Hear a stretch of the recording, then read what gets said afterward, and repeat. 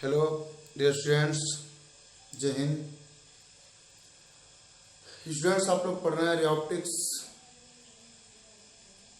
हमने इसमें स्टार्ट किया हुआ है ऑप्टिकल इंस्ट्रूमेंट्स, ह्यूमन आई के बारे में मैंने पूरा आप लोग को पढ़ाया। आगे बढ़ते हैं और माइक्रोस्कोप और टेलीस्कोप के बारे में भी आप लोग को बतलाते हैं। उसको बतलाने से पहले एक दो इम्पोर्टेंट टर्म्स मैं आप लोग को बता दूं। जैसे ये ह्यूमन आई है,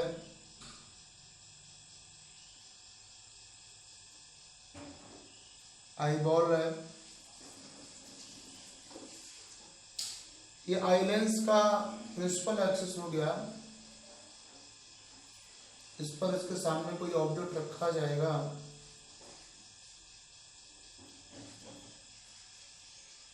तो हो सकता है इसके टॉप की इमेज यहाँ पे बने, यानी ए बी जो इमेज यहाँ पर इस तरीके से यहाँ पर ए डैश बी डैश बने, मे बी इन्वर्टेड इमेज तो बनेगी, ये तो क्लियर है। रेटिना का सरफेस बिल्कुल प्लेन नहीं है, इमेज छोटी है तो उसे प्लेन कंसिडर कर सकते हैं, पर इमेज थोड़ी अगर बड़ी है तो उसमें कर्वेचर भी आता है। तो इमेज की साइज क्या होगी, किस बात से पता चलता है? एंगल ऑफ इंसिडेंस से पता चलता है। किससे पता चलता है? एंगल ऑफ इंसिडेंस से। साइज ऑफ इमेज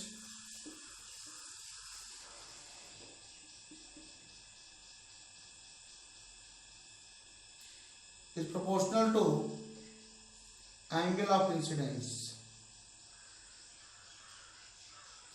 या angle formed by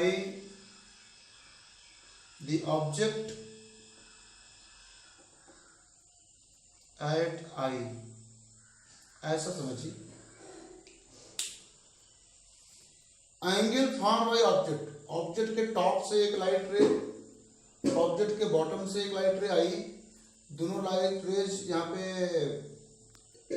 eye lens पर एक दूसरे से मिल रही हैं। जितना एंगल बन रहा है वो angle form by object at eye हो गया।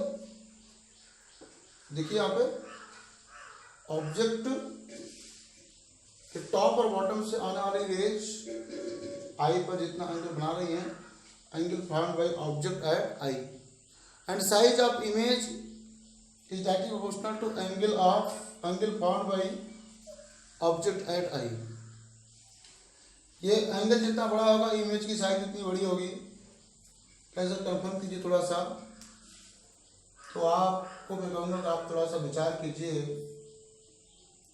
ऑब्जेक्ट ए बी को थोड़ा दूर कीजिए। ऑब्जेक्ट की हाइट तो वही है।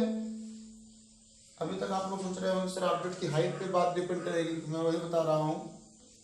ऑब्जेक्ट तो वही है, हाइट भी वही है, पर दूर हो जाने की वजह से ये देखिए थोड़ा सा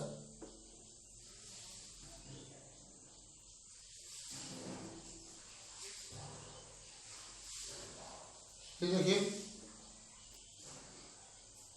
अब की बार एंगल ऑफ इंसिडेंस कम हो गया थोड़ा सा, थीटा डैश, ठीक है, theta dash is less than theta. Angle of incidence कम हो गया तो इसकी इमेज जो है वो भी छोटी होगी। ऑब्जेक्ट दूर है तो आई पे कम एंगल बनाएगा, ऑब्जेक्ट जैसे जैसे नजदीक आता जाएगा वैसे वैसे ज्यादा एंगल बनाता जाएगा, और जितना ज्यादा एंगल ऑब्जेक्ट द्वारा बनाया जाता है उतनी क्लियर ऑब्जेक्ट आपको दिखती है। इसलिए तो किसी ऑब्जेक्ट को ज्यादा क्लियरली देखना होता तो हम पास से ज्यादा तक जाकर देखते हैं, ऐसा नहीं कि दूर से देख लेते तो हमको बिल्कुल क्लियर हो जाता है। नहीं, किसी ऑब्जेक्ट को हमें क्लियर देखना होता तो पास जाके देखते हैं, है ना। हाँ, लीस्ट डिस्टेंस और डिस्टिंक्ट विजन से ज्यादा डिस्टेंस पर ऑब्जेक्ट होनी चाहिए। उससे भी कम डिस्टेंस पे हो जाएगी तो आई में स्ट्रेन क्रिएट होगा और नॉर्मली उसको जितने अच्छे तरीके से देखना चाहिए हम नहीं देख पाएंगे। इसलिए सबसे अच्छे तरीके से देखने के लिए ऑब्जेक्ट को at the least distance of distinct vision रख करके देखते हैं तो आपको बेटर दिखाई देता है ना। तो एंगल वाला क्लियर होगा कॉन्सेप्ट। और इस एंगल को बोलते हैं visual angle.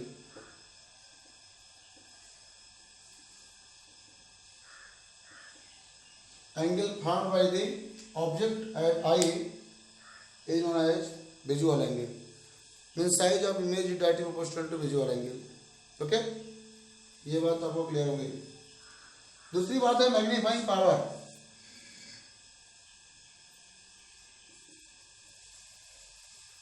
Magnifying power capital M, ये क्या होता है?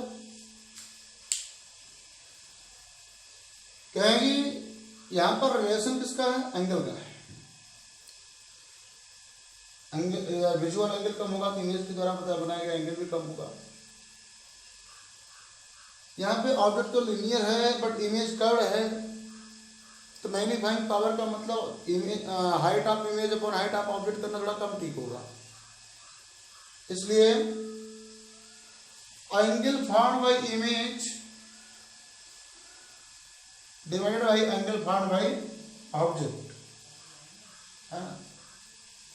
Angle found bye image divided by angle found by object. Image मतलब फाइनल इमेज एट द आई। और ये ऑप्टिकल इंस्ट्रूमेंट के लिए डिपेंड करेंगे ना कि आई के लिए छोड़ो। मैग्नीफाइंग पावर किसी ऑप्टिकल इंस्ट्रूमेंट के लिए मतलब यहां रख देंगे, कोई ऑप्टिकल इंस्ट्रूमेंट रख देंगे, मे भी हो सकता है ये ऑप्टिकल इंस्ट्रूमेंट इस ऑब्जेक्ट की इमेज फाइनल इमेज ऐसी बना दे।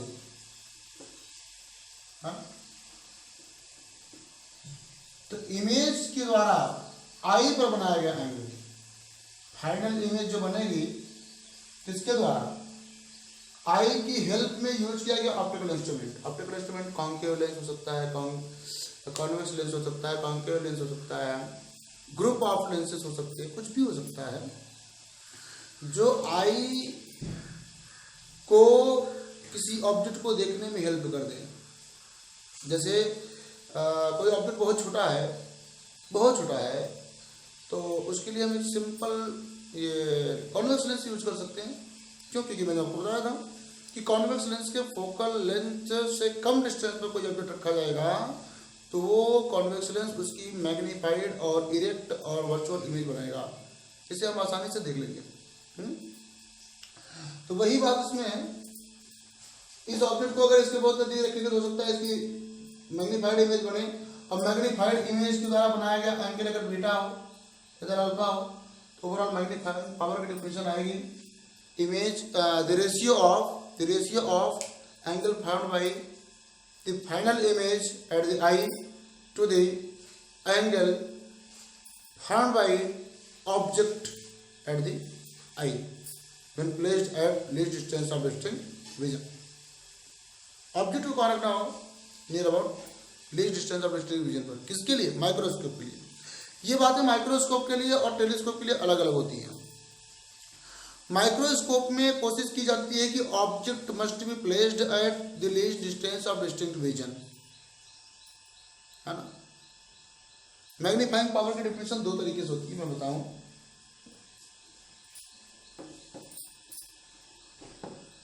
मैग्नीफाइंग पावर की डेफिनेशन दो तरीके से होती है।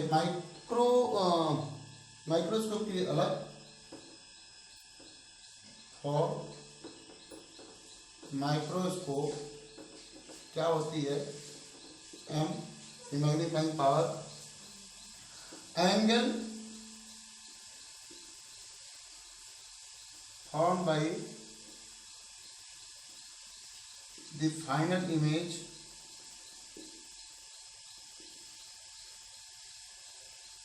at I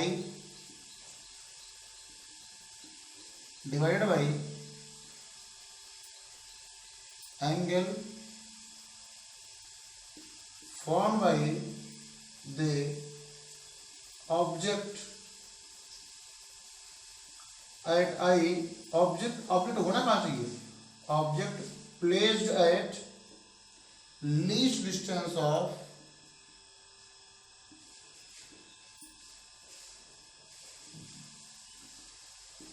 distinct vision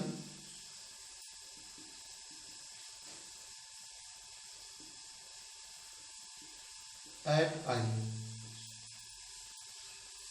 Angle formed by the object placed at the least distance of distinct vision at eye. Object के द्वारा आई पे बनाया गया एंगल, बट ऑब्जेक्ट होना कहाँ चाहिए? Least distance of distinct vision पर रखा गया होना चाहिए. okay.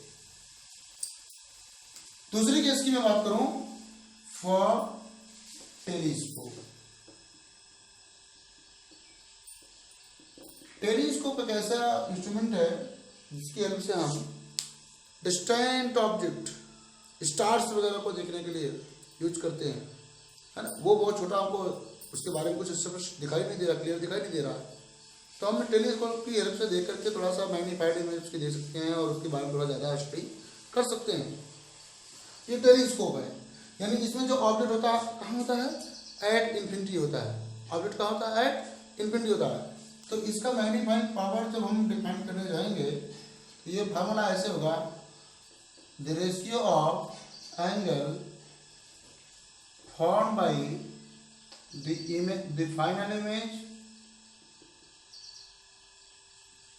at eye divided by angle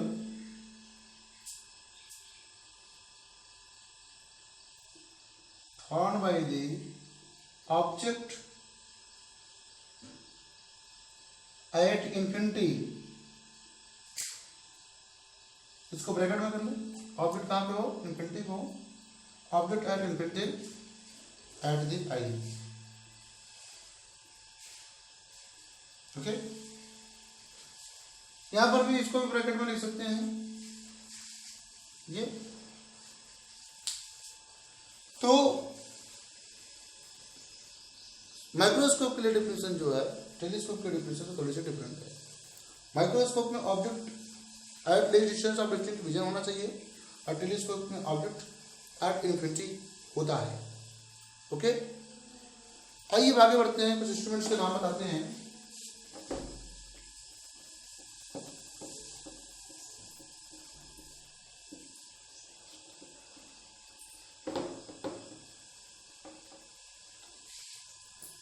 optical instrument normally बताया मैंने आप लोग को. हमें दो प्रकार का ऑप्टिकल इंस्ट्रूमेंट पढ़ना, एक माइक्रोस्कोप और टेलीस्कोप. माइक्रोस्कोप क्या है?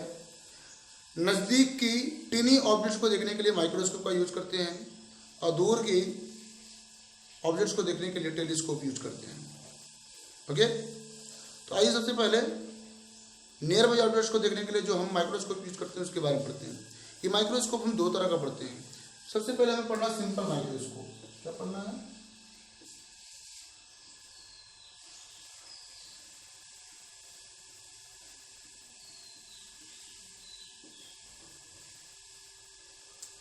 Simple microscope. What is this?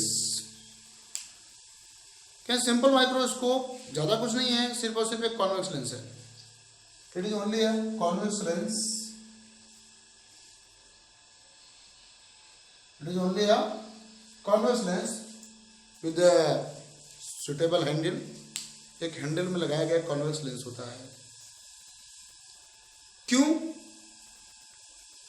Because we know, यानी एक प्रकार से इसका प्रिंसिपल बताने जा रहे हैं. Principle of simple microscope. Simple microscope है क्या बताया?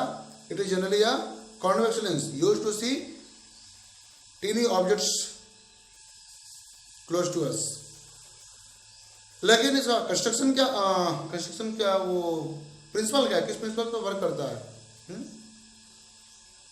Convex lens forms erect, magnified and virtual image of an object placed within its focal length. ये इसका प्रिंसिपल है.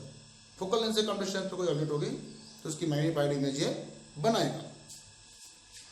तो यहाँ पे देखिए इसके बारे में बात करते हैं. माना कि एक कॉन्वेक्स लेंस है, इसके सामने यहाँ पे कोई ऑब्जेक्ट ऐसी ये तीन ऑब्जेक्ट, छोटा सा ऑब्जेक्ट रखा गया है ए बी. ओके. छोटा सा ऑर्बिट ए भी रखा गया है। लाइट रे इंसिडेंट होती है, पैनल आगे फोकस हो जाएगी, ऑप्टिकल सेंटर से आगे सीधे जाएगी ऐसे।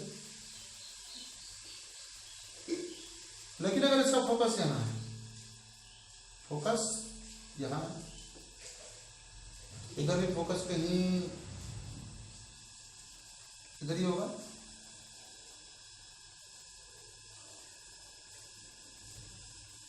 ऐसे देखा जाए तो दोनों रेज डाइवर्ज होती हुई जा रही हैं, आगे बढ़ाने पे कभी कहीं नहीं मिलेगी। हाँ पीछे बढ़ाएं तो शायद ऐसा फील होगा, ये रे जो है इधर से आ रही है और इसको पीछे बढ़ाएं तो इसके लिए लगभग यही फील होगा, यहां से आ रही है। और इधर आई है, इधर क्या है, आई है। ये दोनों रिफ्लेक्टेड रेज आई में एंटर कर जाएंगे तो आई को फीलिंग आएगी कि ऑब्जेक्ट यहां रख करके यहां रखा है और इतना बड़ा नहीं इतना बड़ा है। आई को फील होगा कि object A dash B dash है, ना कि A B. Try to understand, क्या बताया था, याद है ना, एक लेंस जो इमेज बनाता है वो आगे वाले लेंस के लिए ऑब्जेक्ट का काम करती है। इस आई के लिए ऑब्जेक्ट काम कौन करेगा, ये ए डैश बी डैश, ये ऑब्जेक्ट का काम करेगा। ओके, तो आप इसकी वर्किंग क्या बताएंगे। When object is placed within the focal length of the convex lens, the convex lens forms its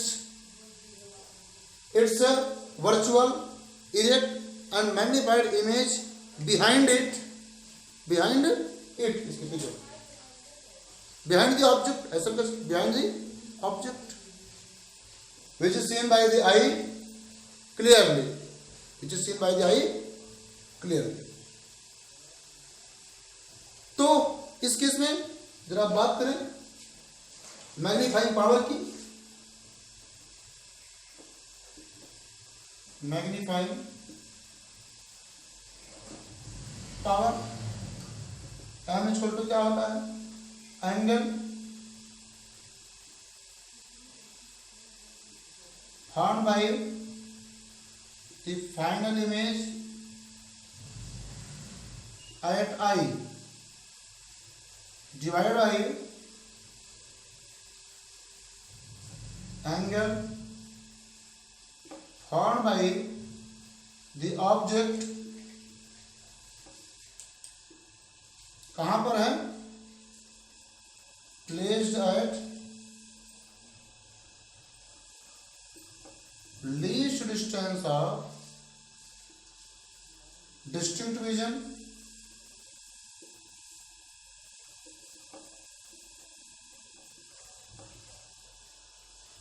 at I।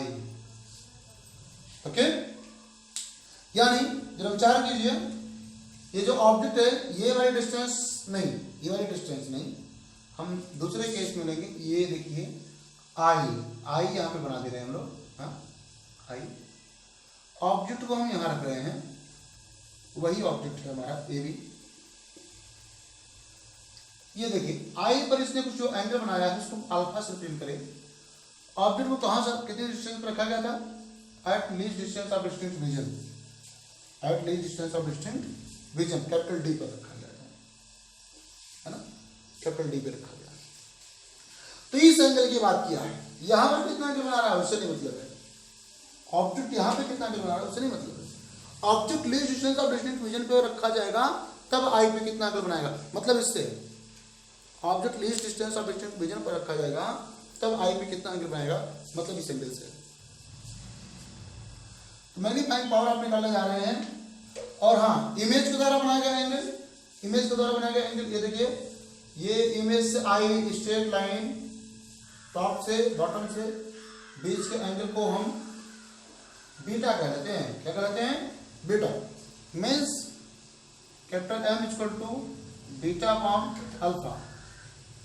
Linear magnifying power जो पढ़े थे ना उससे डिफरेंट है, अभी बात दिमाग में रखना, ऐसा नहीं कि दोनों को एक ही समझ लेना। हाँ, ये एंगुलर मैग्निफिकेशन है और वो लीनियर मैग्निफिकेशन था। Beta upon alpha nearly will be equal to tan beta upon tan alpha. हाँ, या angle equal to r upon radius भी कर सकते थे, कोई बात नहीं। tan beta upon tan alpha, tan beta मतलब perpendicular upon hypotenuse, A dash B dash upon ये सॉरी परपेंडिकुलर अपॉन बेस, इसको ओ मान लिया जाए, A dash B dash upon B dash O A dash. लेकिन हाँ एक बात जरा सोचो, tan बीटा इक्वल टू ये बड़ा वाला ट्रायंगल लेने के बजाय अगर हम छोटा वाला ट्रायंगल लें तो क्या दिक्कत है? हाँ, लेकिन एक बार पहले ऐसा कर लेते हैं, A dash B dash upon B dash O ना, ये कर दे tan beta equal to A dash B dash upon B dash O. लेकिन उसी सामने छोटा ट्रायंगल है ए बी ओ, इसमें तो बीटा है ना वही, तो A B upon B O कर सकते हैं। क्या कर सकते हैं? A B upon B O, यही कर लेते हैं, A B upon B O. ये हाइट ऑफ ऑब्जेक्ट है और ये डिस्टेंस ऑफ क्या बोलते हैं ऑब्जेक्ट है। वैल्यूज को यहाँ पे पुट करेंगे, लेकिन उससे पहले tan अल्फा भी लिख लें। यहां से देखिए A B upon capital D लिखा जाएगा, है ना, A B upon capital D. Values को पुट करते हैं, M equal to A B upon B O, B O की वैल्यू क्या पुट की जाएगी? Minus u into D.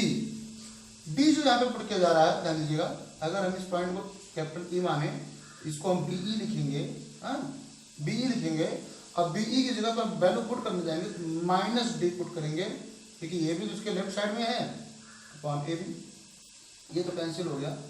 तो मैग्नीफाइंग पावर इक्वल टू आ गया D upon you, minus minus भी कैंसिल, तो मैग्नीफाइंग पावर इक्वल टू क्या गया? D upon you. बहुत ही अच्छा लग रहा है आपके पास अभी तक।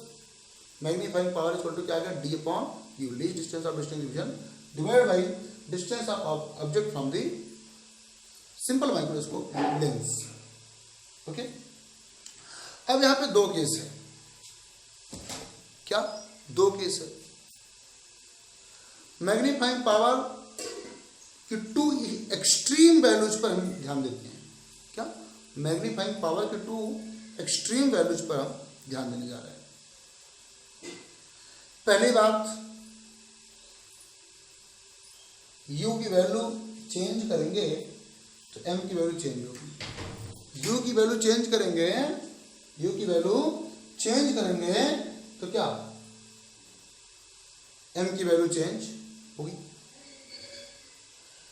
u की वैल्यू जितनी कम रखेंगे इधर ना, इमेज जितनी ज्यादा मैग्नीफाइड बनेगी, उतना मैग्नीफाइंग पावर उतना ज्यादा होगा। यहां से भी दिखाई दे रहा है, इसको मैं थोड़ा इरेज करके कुछ बात को बाद में करता हूं। फॉर रिलैक्स्ड आई, क्या? फॉर रिलैक्स्ड आई, हम एकदम आराम से देखें, आई में किसी प्रकार का कोई भी स्ट्रेन ना हो, इसके लिए इमेज कहाँ होनी चाहिए? इसके लिए इमेज इन्फिनिटी पे होनी चाहिए। कौन सी इमेज? जो लेंस बना रहा है, जो आई के लिए ऑब्जेक्ट का काम कर रही है, वो कहाँ होनी चाहिए? इन्फिनिटी पे होनी चाहिए। इमेज इन्फिनिटी पे होनी चाहिए। फॉर रिलैक्स्ड आई, ये इमेज की डिस्टेंस को अगर मैं v मान लूं तो v should be at infinity. For this u should be equal to f minus f, focal length का इक्वल होना चाहिए। क्या? u शुड बी, अगर हम वैल्यू की बात करें, साइन तो यहाँ पे यूज ही करनी है, u should be equal to f, तो यहाँ पे जो मैग्नीफाइंग पावर आएगा m इक्वल टू क्या आएगा? d by f। यहाँ पर m इक्वल टू आ जाएगा d बाई f, और इसका फिगर जो बनेगा फोटो,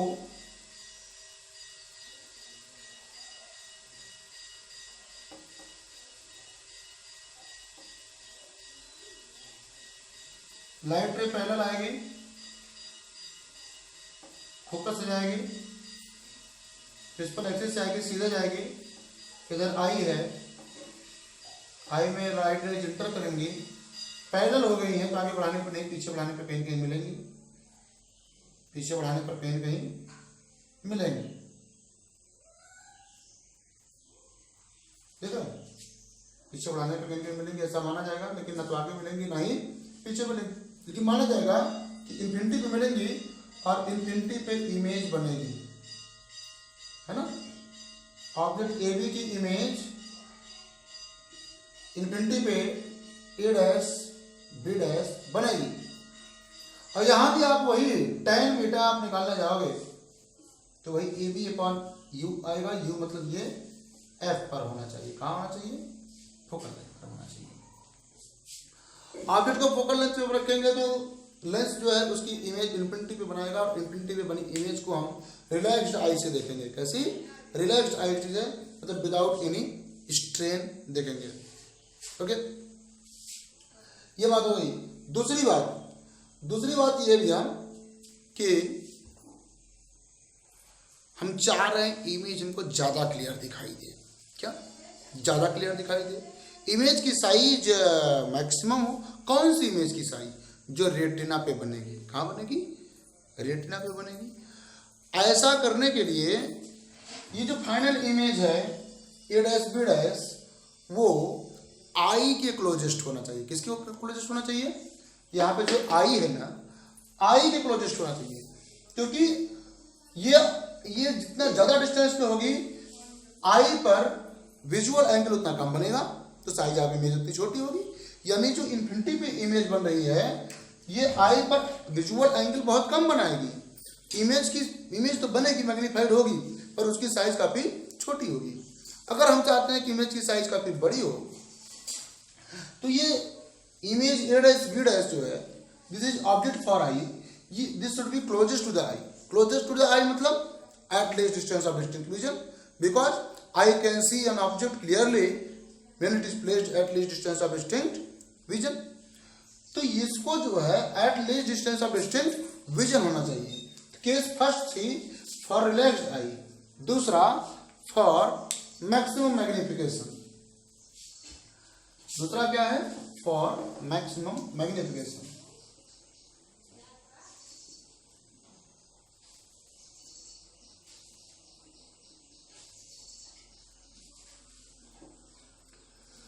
इमेज कहां होनी चाहिए? V should be equal to nearly equal to D, least distance of distance. क्यों भैया? क्योंकि मैंने बताया कि क्लियरिटी के लिए आई से इसकी distance least distance of distance के बराबर होनी चाहिए। तो V इसकी द्वारा बनाएगी इमेज को हम D क्यों लिख रहे हैं? क्योंकि आई और लेंस को काफी क्लोज माना जाता है। आई और लेंस के बीच की डिस्टेंस को निगलेक्ट किया जा रहा है। कोशिश की जा रही है आई को जितना हो सके, जितना पॉसिबल लेंस के करीब रखा जाए, ताकि यहाँ से निकलने वाली सारी दिखाई रेज आई में इंटर करे और मैक्सिमम इंटेंसिटी के साथ इमेज बने। आई जितना ज़्यादा डिस्टेंस पे होगी उतनी कम रेज आई में इंटर करेंगी, तो फॉर्म्ड इमेज की इंटेंसिटी उतनी कम होगी। इसीलिए कोशिश की जाती है आई लेंस के जितना ज़्यादा उसके करीब रहे, ताकि निकलने वाली मैक्सिमम रेज आई में इंटर कर सके। ये बात होती है, इनके बीच डिस्टेंस निग्लिजिबल है। तो जो distance of image from the lens, वही distance of object from the eye. तो आई के लिए यानी इमेज कहां बननी चाहिए? At least distance of distinct vision बननी चाहिए। Image should B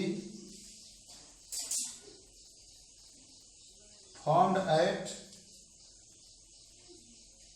least distance of distinct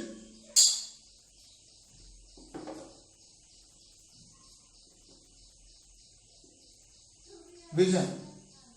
ऐसे केस में v की वैल्यू d रखी जाएगी।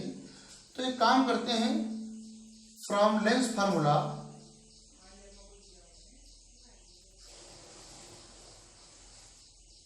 क्या हो जाएगा? From lens formula 1/f equal to 1/v minus 1/u। Values put करते हैं। 1/v, v कितना होना चाहिए -d, u की वैल्यू -u, अगर u की वैल्यू x ले लें, u की वैल्यू क्या रखें। अब देखिए चूंकि ये लेफ्ट साइड में निगेटिव लिया जाएगा और u की वैल्यू भी मैं -x ले ले रहा हूं। अब यहाँ पे -x लिख देते हैं। ओके, तो क्या आएगा, is equal to -1/d plus 1/x आएगा ना, -1/d प्लस 1/x आएगा। d को लाते हैं इधर लेफ्ट साइड में, d को लाते हैं लेफ्ट साइड में, तो क्या आ जाएगा 1/x is equal to 1/d plus 1/f, multiplying both side by d, d by x is equal to d by d plus d by f। d by x का मतलब magnifying power होता है क्या, d बाई x का मतलब magnifying, अरे d by u आपने निकाला ना भाई, इसका मतलब हो गया magnifying power equal to 1 plus d upon f। ये देखिए भैया मैग्नीफाइंग पावर ग्रेटर हो गया है, क्या हो गया, greater, m equal to 1 plus d by f हो गया। क्यों, क्योंकि बताया ना since m equal to d by u, और u की वैल्यू क्या है, हमने x ले रखा है इसलिए। ओके स्टूडेंट्स, तो दो केसेस हमने बताया, एक जब इमेज इन्फिनिटी पर होगी तब मैग्नीफाइंग पावर सीधा सीधा d बाई f होगा, और जब image at least distance of distinct vision होगी यानी v इक्वल टू d होगा, तो ऐसे केस में magnifying power 1 plus d by F होगी। दिखाई दे रहा है ये मैग्नीफाइंग पावर इससे ज़्यादा है ना। ये वाली मैग्नीफाइंग पावर जब है तब हम रिलैक्स्ड आई से ऑब्जेक्ट को देख रहे हैं, लेकिन ये वाली जो मैग्नीफाइंग पावर है तब हमको थोड़ा सा स्ट्रेन क्रिएट करना पड़ेगा आई में, क्योंकि ये काफ़ी क्लोज हो गई है। ओके स्टूडेंट्स, तो मुझे लगता है ये बात आपको क्लियर हो गई होगी। तो फार्मूला से भी क्लियर हो रहा है कि focal length of convex lens जितनी कम होगी, focal length of convex lens जितनी कम होगी मैग्नीफाइंग पावर उतनी ज़्यादा होगी। हाँ, यहाँ से देख लीजिए, यहाँ से देख लीजिए, focal length of convex lens जितनी कम होगी मैग्नीफाइंग पावर उतनी ज़्यादा होगी। इसीलिए कोशिश की जाती है स्मॉल फोकल लेंथ का कॉन्वेक्स लेंस यूज किया जाए। लेकिन एक लिमिट से भी ज़्यादा अगर हम फोकल लेंथ को कम कर देंगे तो आप एवरेशन क्रिएट होना शुरू हो जाएगा और इमेजेस क्लियर नहीं दिखाई देंगी। तो इसीलिए जितना पॉसिबल उतना कम करते हैं। उसके बाद ये कोशिश करते हैं कि डिस्टेंस ऑफ ऑब्जेक्ट लेंस से काफ़ी कम हो, मतलब लेंस जो है काफ़ी करीब हो, क्योंकि एफ की वैल्यू जितनी कम होगी मैग्नीफाइंग पावर उतनी ज़्यादा होगी। ऑब्जेक्ट को लेंस से काफ़ी क्लोज रखा जाए। लेकिन जब हम रिलैक्स्ड आई से देखना चाहते हैं तब कोशिश ये करते हैं कि फोकल लेंथ कम हो और उसी कम फोकल लेंथ पर ऑब्जेक्ट को रखा जाए ताकि इमेज इन्फिनिटी पे बने और हम आराम से उसको रिलैक्स्ड आई से देख सकें। इसके यूजेज स्टूडेंट्स आप लोग बहुत क्लियरली समझ जाएंगे और कुछ आपके दिमाग में भी होंगे, है ना। जैसे जो वॉच मेकर्स होते हैं, वॉच के देखो बहुत टीनी पार्ट, जो छोटे छोटे पार्ट्स होते हैं उनको देखने के लिए इस लेंस का यूज करते हैं, सिंपल माइक्रोस्कोप का यूज करते हैं। और डॉक्टर्स भी कहीं कहीं इसका यूज करते हैं, है ना। जैसे आपके ईयर वगैरह में देखना हुआ तो अंदर की क्लियर इमेज देखना है तो इस लेंस की हेल्प से आराम से कर लेंगे। और कभी कभी हम लोग लेबोरेटरीज में एक्सपेरिमेंट कर रहे होते हैं तो जिससे वर्नियर कैलिपर्स हो गया, स्क्रू गेज हो गया, उसकी रीडिंग पढ़ने में भी इसका यूज करते हैं। तो इस तरह से सिंपल माइक्रोस्कोप के ढेर सारे यूजेज हैं। और कुछ लोग लेटर बहुत छोटे होते हैं तो उनको नहीं देख पाते तो उसको लेटर को बड़ा करके देखने के लिए भी इसका यूज करते हैं। तो इस तरह से इसका बहुत ढेर सारा यूज है, एप्लीकेशन है। आप इसको पढ़िए, देखिए, इसको समझ में आया कि नहीं आया बताइएगा। आगे बढ़ते हैं कंपाउंड माइक्रोस्कोप की तरफ। स्टूडेंट्स, दूसरी बात है जो कंपाउंड माइक्रोस्कोप की, तो सिंपल माइक्रोस्कोप में मैग्नीफिकेशन तो होता है, पहले मैंने बताया कि एक लिमिट से ज़्यादा मैग्नीफिकेशन नहीं हो सकता है, तो उसके लिए बनाया गया है कंपाउंड माइक्रोस्कोप, यानी कॉम्बिनेशन ऑफ टू लेंसेज बनाए गए।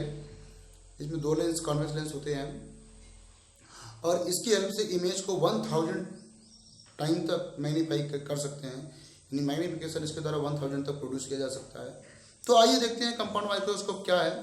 तो सिंपली पहले यह कर सकते हैं, compound microscope is an optical instrument used to see tiny objects या magnified image of tiny objects clearly. Construction. It consists of two convex lenses. Arranged coaxially with each other, so that they can slide with respect to each other along the optic axis. Okay? मतलब इनको इस प्रकार से रखा गया होता है कि ऑप्टिक एक्सिस के अलॉन्ग वो एक दूसरे की तरफ मूव कर सकते हैं। They can change their separation, if we can change separation between them along their optic axis. Okay, यानी एक प्रकार से कहा जाए कि they are fitted, the two lenses are fitted at the two tubes which can slide over each other, जिसमें से एक जो है दूसरे के ऊपर स्लाइड ऐसे कर सकती है। तो जो लेंसेस हैं एक दूसरे के करीब भी आ सकते हैं, दूर भी जा सकते हैं। टू लेंसेस हैं, इसमें दोनों का अलग अलग नाम है ना। The two lenses are known as, first objective, उसमें से एक लेंस को ऑब्जेक्टिव कहते हैं। This is the convex lens of shorter focal length या smaller focal length and small aperture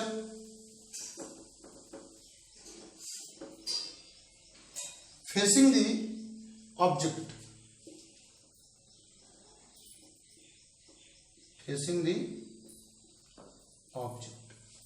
दूसरी बात होती है आईपीएस की।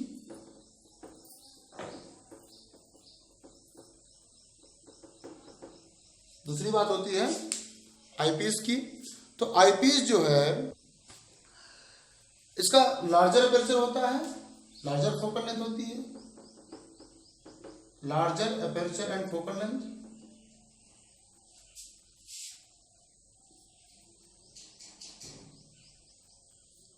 है ना, प्लेस्ड टुवर्ड्स आई, है ना, प्लेस्ड नियर आई, ये आई की तरफ होता है। ठीक है, आई की तरफ होता है।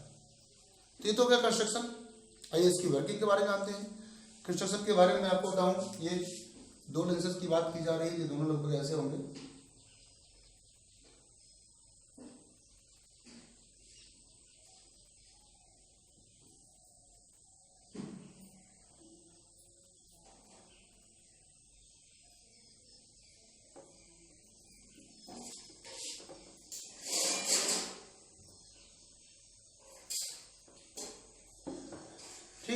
ये दोनों लेंसेज बना दिए हमने। एक लेंस का अपर्चर फोकल लेंथ छोटा होता है, दूसरे लेंस का अपर्चर और फोकल लेंथ थोड़ा बड़ा होता है। तो अब ये वर्क कैसे करते हैं, इनके बीच की डिस्टेंसेस को चेंज कर सकते हैं। माना कि इनके बीच की डिस्टेंसेस L है ना, और ये लेंस है L1, दूसरा लेंस है L2। इनके बीच की जो डिस्टेंस होती है उसे लेंथ ऑफ माइक्रोस्कोप कहते हैं। क्या कहते हैं? Length of microscope.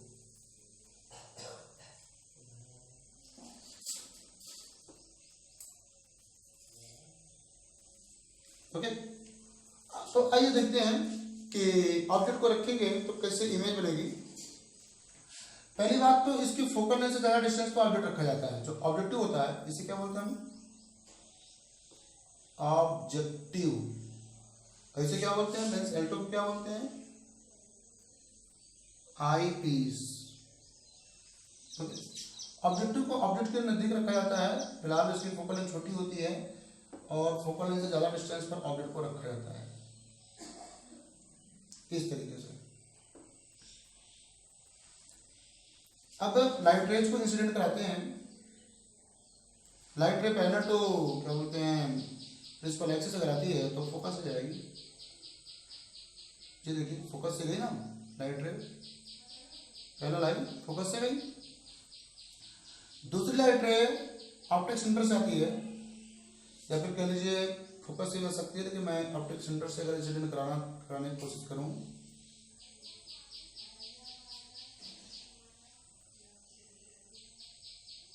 ये देखिए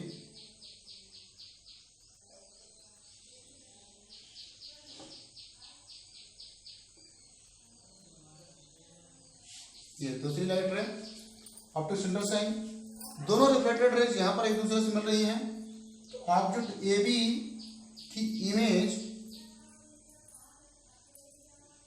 इन्वर्टेड रियल लिटिल मैग्नीफाइड बन गई, ये dash B dash, inverted real little magnified image बन गई, ये dash B dash. If this image lies within the focal length of eyepiece, अगर ये क्या बोलते हैं इसको, जो इमेज बन रही है A dash B dash, this acts as object for eyepiece, this acts as object for eyepiece, and distance between lenses is arranged so that this image A dash B dash, which is object for eyepiece, lies within the focal length of eyepiece. This is the focal length of eyepiece, and this is the focal length of objective. eyepiece की focal length से कम distance पर लाई करती है, इसके distance को हम मान लें UE है, क्या है eyepiece से जो डिस्टेंस ऑफ ऑब्जेक्ट है UE है, क्योंकि A dash B dash is the object for eyepiece। इसका यहां से होगा क्या, रिफ्रैक्शन होगा, क्या होगा, जाना तो उसको सीधे चाहिए था, लेकिन थोड़ा सा ये रिफ्रैक्ट हो जाएगी इस तरीके से, और ये भी थोड़ा सा रिफ्रैक्ट हो जाएगी इस तरीके से, है ना। ये दोनों रिफ्लेक्टेड रेज आगे बढ़ाने पर तो कभी एक दूसरे से मिलेंगे नहीं, पीछे बढ़ाया जाए तो ऐसा कुछ दिखाई देगा, कहीं मिलेंगी ये,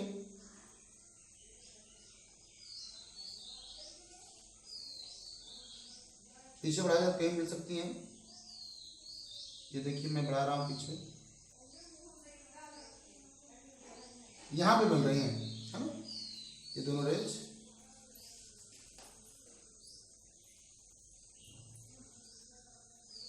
यहां पे बन रही है। ऐसा क्यों हो रहा, तो यहां पे आई, जो हमारा आई होगा, आई पीस के बगल में आई होगा,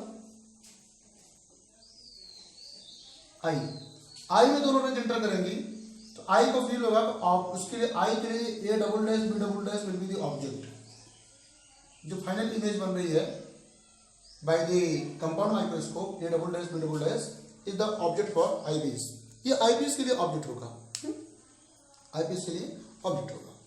तो जरा विचार कीजिए, अब आई जो है ऑब्जेक्ट ए बी की हाईली मैग्नीफाइड में दो बार मैग्निफिकेशन हो रहा है, एक बार ऑब्जेक्टिव कर रहा है, उसके बाद आईपीस कर रहा है। शर्त क्या है इसके लिए, नेसेसरी कंडीशन क्या है, नेसेसरी कंडीशन ये है, the image found by objective must lie with in the focal length of the eyepiece, है ना, and this can be done by changing the separation of the eyepiece along the optic axis. Okay, ये इनके बीच distance को change करके वैसे कर सकते हैं, और इसीलिए focal length of objective small लेते हैं और focal length of eyepiece large लेते हैं। ओके, अब आइए मैग्निफिकेशन की बात करते हैं। Final image A double dash B double dash है और ऑब्जेक्ट है ए बी, तो इसके मैग्निफिकेशन की बात करते हैं। टोटल मैग्निफिकेशन होगा इंडिविजुअल मैग्निफिकेशन के प्रोडक्ट के इक्वल होगा। तो स्टूडेंट्स देखिए, मैंने कहा जो फाइनल इमेज बनी है हमारी A double dash B double dash, है ना, इसने आई पर, आई तो हमारी यही कहीं होगी, है ना, आई तो यही कहीं होगी। अब आई में ये रे और कोई दूसरी रे में यहां से इंसिडेंट होती है, मानो तो ये भी सब एंटर करनी चाहिए। ओवरऑल हमको ये मानना है कि फाइनल इमेज के द्वारा आई पर बनाया गया एंगल बीटा माना जाएगा। ये वाला जो एंगल है यहाँ पे बन रहा है, ये देखिए, इसको मैं O1 बोलूं या ओ बोलूं और इसको मैं ई बोलूं, आई पीस है, तो आई पीस पर बना जो एंगल होगा बीटा, ये angle found by image at eye माना जाएगा। ओके, तो magnifying power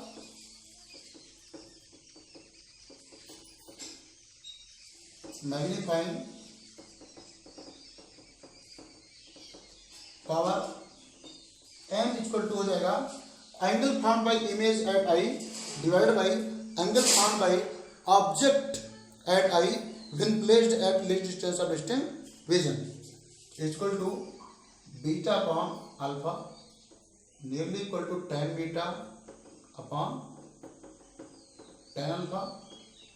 m will be equal to tan beta का मतलब ये देखिए a double dash b double dash perpendicular लेने के बजाय अगर हम a डैश b डैश को ही परपेंडिकुलर लें तो बेटर होगा, जगह a dash b dash upon इसकी distance b dash e, okay, b dash e upon tan alpha की वैल्यू कितनी है, tan अल्फा की वैल्यू भाई ऑब्जेक्ट लीस्ट डिस्टेंस और डिस्टिंक्ट विजन पे रखा जाएगा ऐसे, है ना, तो आई पे जितना एंगल बनाएगा माना कि अल्फा, कितने डिस्टेंस पे रखा है डी, ऑब्जेक्ट है ए बी, मतलब आ जाएगा ए बी, क्या आ जाएगा A B upon base D. आइए आगे सारे वैल्यूज को रखते हैं। तो स्टूडेंट्स ये हो गया m equal to a dash b dash, मतलब इसकी हाइट को अगर मैं h डैश मान लूं अपॉन b डैश ई को distance of object from eyepiece ue से रिप्रेजेंट करूं into A B upon D है, पलट जाएगा d अपॉन ए बी मतलब h, हाइट ऑफ ऑब्जेक्ट को h मान लिया जाए, तो m इक्वल टू आ गया h dash upon h into D upon U E into D upon U ई। आइए यहाँ पर दो बातों का जिक्र करते हैं कि h डैश अपॉन h और d अपॉन यू ई क्या क्या है। इसमें जो h डैश अपॉन h है, देखिए ये मैग्निफिकेशन प्रोड्यूस्ड बाय ऑब्जेक्टिव है। ऑब्जेक्टिव के लिए इमेज हाइट h डैश और ऑब्जेक्ट हाइट h है ना, तो दिस में be written as m equal to m not d upon U E. क्यों? क्योंकि m not equal to h dash upon h is equal to, देखिए objective के लिए इमेज की डिस्टेंस आप u नॉट से रिप्रेजेंट करेंगे और ऑब्जेक्टिव के लिए इमेज की डिस्टेंस को आप v नॉट से रिप्रेजेंट करेंगे, तो आप लिख सकते हैं v not by u not. This implies that magnifying power equal to m not into d upon u e equal to v not upon u not into d upon u e। ये main formula आ गया अपना, हाँ v not upon u not into d upon U E. क्यों आया मैंने बताया, h dash upon h equal to V not by U not हुआ करता है कॉन्वेक्स लेंस के लिए। और अब दो केसेस यहाँ पे बात करते हैं। Case first when image is found at infinity, क्या when image is found at infinity for relaxed eye,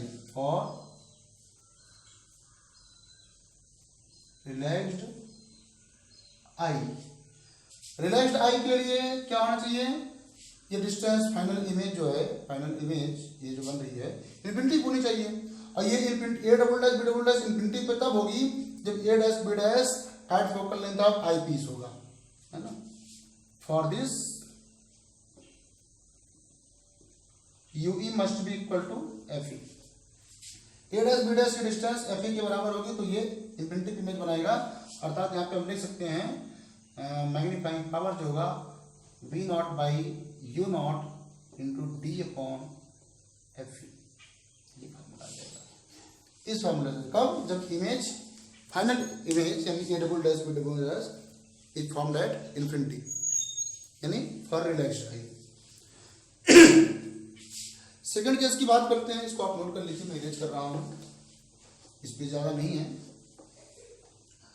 second case की मैं बात कर रहा हूं, when image is found at D. Case number 2, when image is at D. Image कहां पर है? Least distance of distinct vision है। किसके द्वारा बनाई गई इमेज? आईपीस के द्वारा बनाई गई image at least distance of distinct vision है।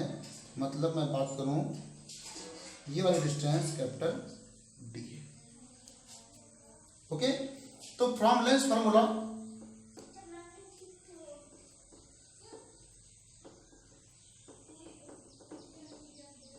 One upon F equal to 1 upon V minus 1 upon U. Here u equal to कितना होगा?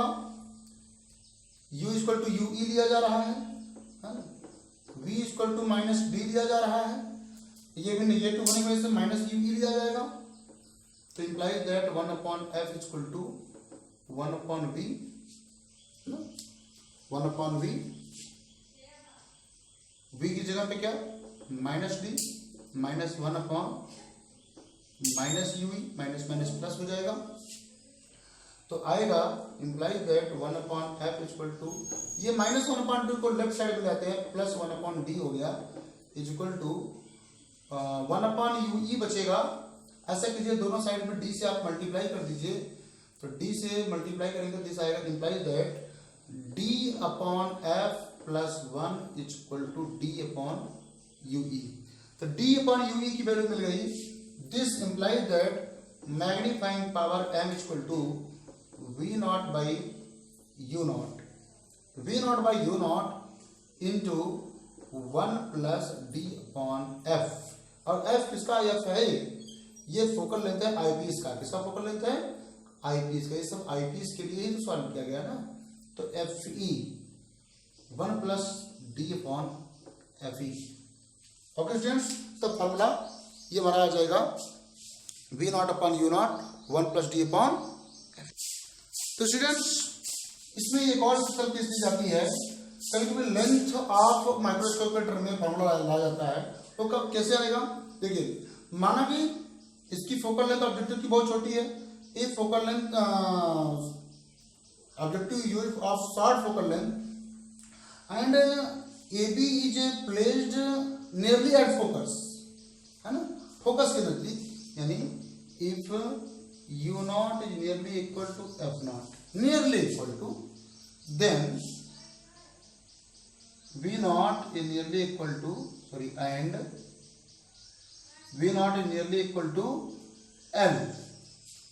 कल कौन सा समझिएगा, स्पेशल केस ऐसा रहेगा कि बीच में डिस्टेंस को ऐसे अरेंज कर रहे हैं कि ये जो ऑब्जेक्ट है ये ऑब्जेक्टिव के फोकल लेंथ के बहुत ही करीब रखा जा रहा है ना, बहुत नजदीक रखा जा रहा है, और जो इसके द्वारा बनाई गई इमेज है आईपीस की बहुत क्लोज बन रही है, आईपीस से काफी क्लोज बन रही है ताकि मैग्नीफाइड इमेज क्लियर हो। तो ऐसे केस में क्या होगा, वी नॉट की जगह पे एल पुट कर देंगे और यू नॉट की जगह पे क्या पुट कर देंगे, ये एफ नॉट। तो मैग्नीफाइंग पावर इक्वल टू आ जाएगा, क्या आएगा, एल अपॉन, अच्छा वैल्यू पुट कर रहे हैं तो साइन भी कर ले रहे अगर हम, तो क्या आ जाएगा, एल अपॉन इधर से F not 1 plus B upon L. Okay students, तो इस प्रकार से स्टूडेंट्स, हाँ साइन की बात किया मैंने, ये राइट है ये लेफ्ट है, तो अगर वैल्यूज पुट करें तो इसकी वैल्यू नेगेटिव आ जाएगी तो माइनस में आ जाएगा। तो इस फार्मूले से आप लेंथ ऑफ माइक्रोस्कोप टर्म में मैग्नीफाइंग पावर आप निकाल सकते हैं, या मैग्नीफाइंग पावर दिया हुआ है तो आप लेंथ ऑफ माइक्रोस्कोप निकाल सकते हैं। ये सब फार्मूला है, मैग्निफिकेशन रहा। मुझे लगता है कि आपको ये सारे कॉन्सेप्ट बिल्कुल समझ में आ गए होंगे, कोई दिक्कत नहीं होगी, कोई दिक्कत होती है तो आप व्हाट्सएप पर बताइएगा, उसको भी हम सॉल्व कर देंगे। Okay students, thank you.